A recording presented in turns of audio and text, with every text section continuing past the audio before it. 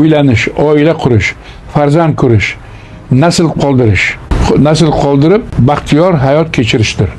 Ammo hamma kelin kuyov ham oila qurib baravar baxtli bo'lib ketolmaydi. Buning turli sabablari bo'lishi mumkin.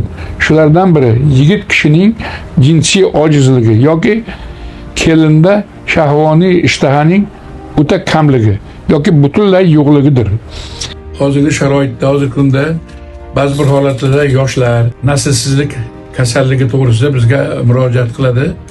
Biz bularni davolash uchun Abu Ali ibn Sino bobomizni kitoblaridan qoldirilgan dori va tabiiy dorilardan foydalanamiz.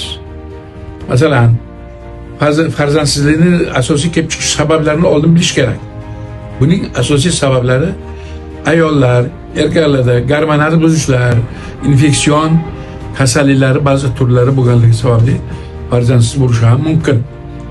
Stress natijasida bo'lishi mumkin.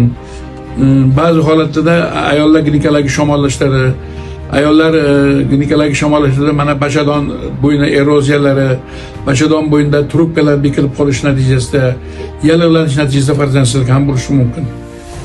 Bularni davolashda biz tabiiy o'zimizni mana O'zbekiston sharoitida o'sadigan turlardan tak o'tidan foydalansak bo'ladi.